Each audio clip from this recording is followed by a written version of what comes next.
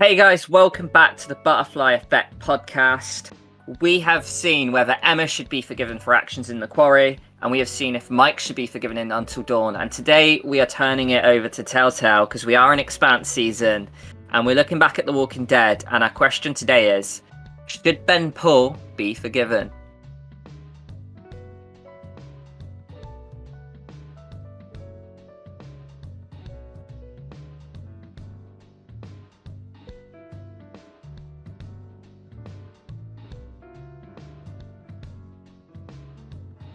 Now, Jack, Ben has got to be one of the most controversial grey characters. For me, it's really good writing because he does all this bad shit, but he's backed up by this almost armor that the guy's a kid, right? So, it's super difficult. Now, one thing for context that I want to mention as well to the listeners here is that me and you both killed him off in episode 4, right? We did. We purposely let go of him in the bell tower, didn't we? We did. And I just want to ask you, just to recap on our blind playthrough, thoughts and stuff. Why did you originally do that then? Because he was dishonest and because he ultimately got characters killed. But this is why I think it's so interesting with Ben. And you're right, he's a very divisive character. And I'm low-key surprised by the amount of backing that he's got in the community. I do find a lot of the arguments compelling. I have wavered on Ben a little bit because, I outright killed the guy. I was thinking, he's an annoyance. He's a liability to the group. But there are certain things that you can level where you're sort of thinking, you've got to bring the context in mind, the apocalypse, this and that. So I think it's going to be interesting to go through all of these points and then obviously, ultimately throw it over to the listener and see where they stand with Ben. Yeah, for sure. Because, when I dropped him, it was because I really didn't know what to do with him. And when Kenny told me to drop him, I just obliged. I just was like, yeah, he's telling me to do it. I'm going to do it as well.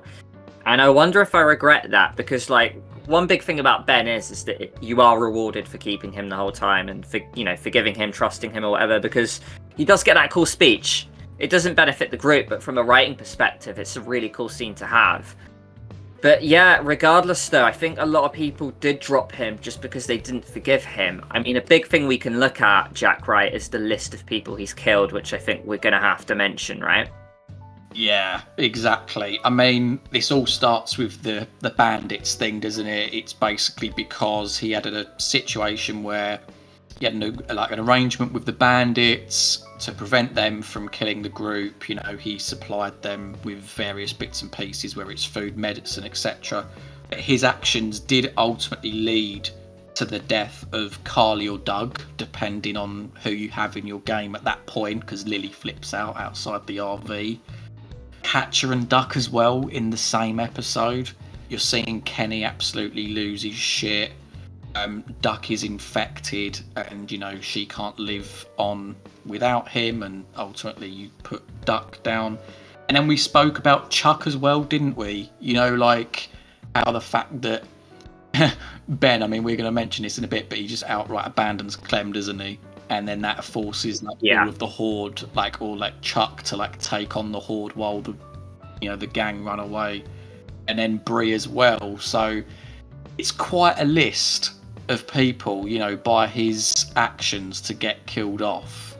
So you can understand why there was a bit of hate coming his way. But what do you think on it?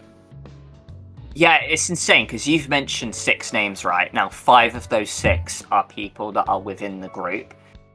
Now, if you're talking survival about trying to protect your group so you survive through this apocalypse, there's no way to sugarcoat this. The guy is a massive liability, right? He's killed off your potential love interest, your best friend's family, the homeless guy who helped you out with the train and stuff. He's just getting people killed left, right, and centre who are valuable members of your team while he's not contributing that much. Now, I'm going to flip the other way a little bit.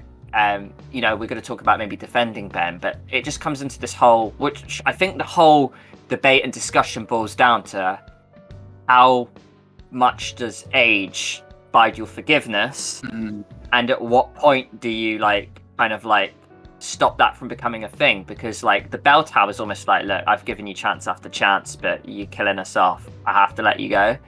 But like the kid is like, the age is like not set in stone. We've looked through like loads of different articles. He's aged somewhere between 16 and 19 apparently. I don't know how old he is. But I'm just going to say it, Jack, at those ages, 16 to 19, if an apocalypse came on me that I didn't ask for, I wouldn't know what the fuck I was doing.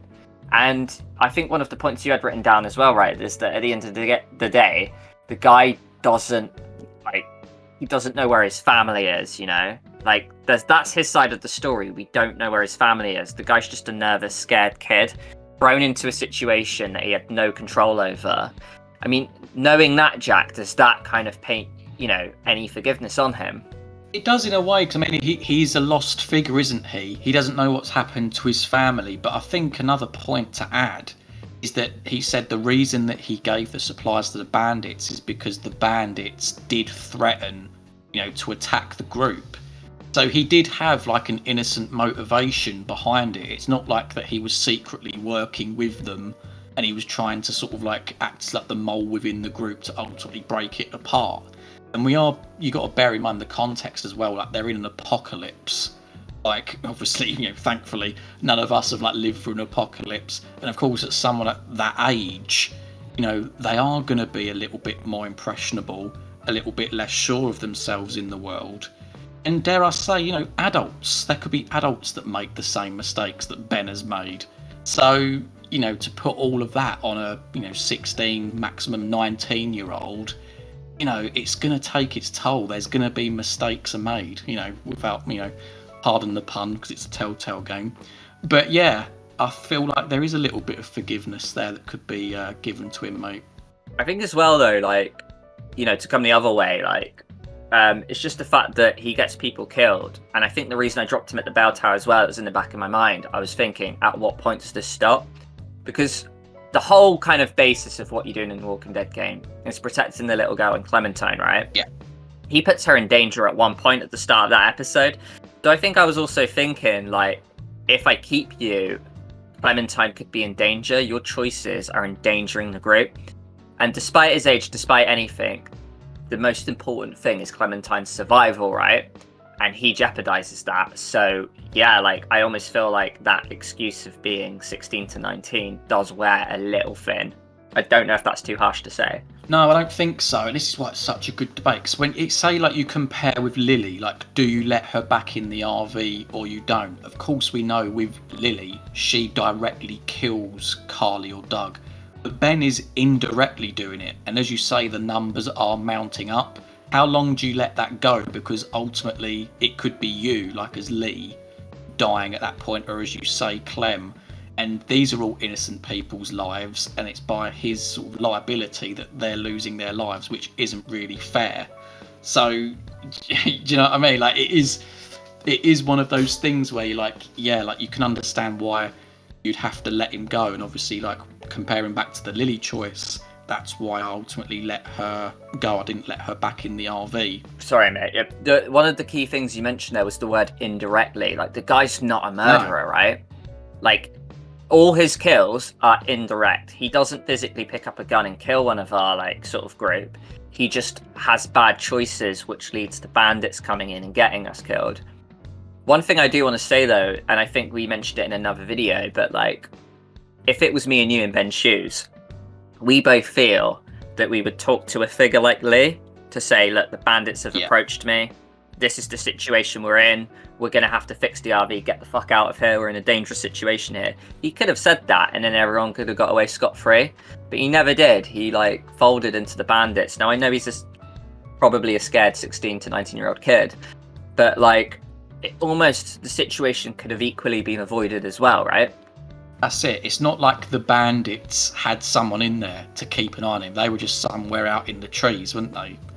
Presumably surrounding the group. He had ample opportunity to sort of, in the motel or whatever, speak to someone and be like, yeah, you know, the bandits have approached me. They've said they want our supplies. If I don't, you know, conform, they're going to attack the group. So, you know, we need to, you know, maybe pack up at night time and get out of here while we still can, you know. And that is ultimately what, do you know what I mean? It then leads to the deaths. So it's interesting. I feel like I'm constantly swaying back and forth as to whether to forgive him or not. I feel like this moment in time, I'm perhaps still sticking with not forgiving him. Maybe because of that one action there, he had the opportunity to tell. It's not like someone was there watching him. Tell you what, he reminds me very much of, and I think this is a big reason I dropped him, right, is we haven't covered this game yet, but there's parallels to the Walking Dead Season 2 game with the girl called Sarah. She was like this scared little girl who would get the Reap in jeopardy a lot because of her nerves and stuff. And she just was not cut out for the world of the apocalypse. And you could argue the kindest thing to do was to let her go.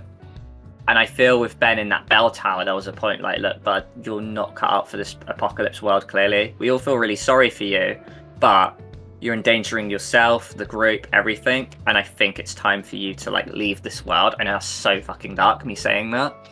But yeah, I don't know if you would agree. I just feel like he very much strikes me as a Sarah.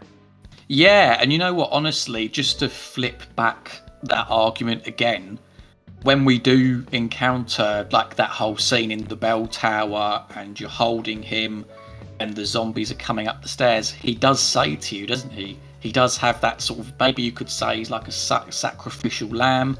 Maybe it's because of the guilt that's built up over time that he does say to Lee, you know, let me go. And then, of course, obviously, in our gameplay, Kenny then comes behind you and says, you know, yeah, let him go. Which perhaps makes the choice a little bit more easier on the player to sort of go through with it. But nonetheless, it does show a side to his character that he is remorseful for the actions or inactions that he took earlier on. No, very well. I mean, it's just such an interesting debate because, like we've mentioned, there's all these things about how his kills are all indirect. He's very young, but equally, he's putting the group in danger, and it's just such a fascinating debate. And honestly, hats off to Telltale because they've written such a grey character here. He's not just a black and white, like either a murderer or an innocent good kid. He's like this weird point in between where he's got good intentions but sloppy executions and, you know, decision making. And it makes him this really interesting character, which puts a lot of fans like yourselves on the fence. I've seen people who are out for blood for him, and I've seen people defend him to the hill saying he's just a kid, give him like a chance. Another thing is that we said is that he does choose the worst time to admit his something. Yeah. Like whether it's on the train with Lee, like not long after the whole debacle with Lily and the RV, he then admits to Lee that he was the one supplying the bandits. Again, like obviously because of the way Lily reacted, and you know she was on edge with a gun in her hand, you can understand why he didn't say anything because he's thinking if I do say something, I'm going to get shot. But because it led to the death of Carly or Doug, you know, they're the innocent party and he's not. So it's sort of like, well, you know, mate, maybe you should have said something. So he does that, and then of course when they're in the school, and again they're getting attacked by zombies. That's the moment when he chooses to tell Kenny that it's probably his fault that Catcher and Duck died, and it's sort of like, mate, like, come on, like, you know, you got to pick your moments a bit better, and that's naturally going to cause division in the group in literally the moment that they need to be united to fight off this zombie horde. I don't know what you think. No, I completely agree. Like, I get he wants to be a good person, like you mentioned. He wants to be honest, right? He wants to clear the air with Kenny. He doesn't think he should not know the truth. So I admire that. However, yeah, like time and a place. And that is ultimately what kills Bree, right? Yeah. So, yeah, him doing that alone kills another body. And yeah, it's just like his decision making is borderline shambolic. So yeah, like it's tough to defend him on that front for sure. Yeah, so I mean, if you had to pick, mate, whether you leaned one way or the other, would you say that, you know, Ben should be forgiven or not? I feel the writing of Telltale Walking Dead game is so fascinating because I feel like there is a certain point where, like, I feel if you don't forgive him early doors, it's like, oh, come on, he's just a kid. But then his mistakes become so continuous and consistent that there is a point you have to let the guy go. And I kind of almost stick by my guns at the point I left him because, like, he did the bandit mistake, and then obviously it killed Bree, and then he had to go. I know you miss out in that epic scene at episode 5, but it's difficult. I'd say I'm glad I let him go, but I'm also glad that I gave him a chance, despite the fact a lot of characters died because of that. How about you? Yeah, I feel like if you could just imagine a dial of like where like this little pointer would go, whether it's forgiving him or not, I feel like it would just creep into the not forgiving him, and I feel like it's more his inaction, weirdly, than his action of what he did do.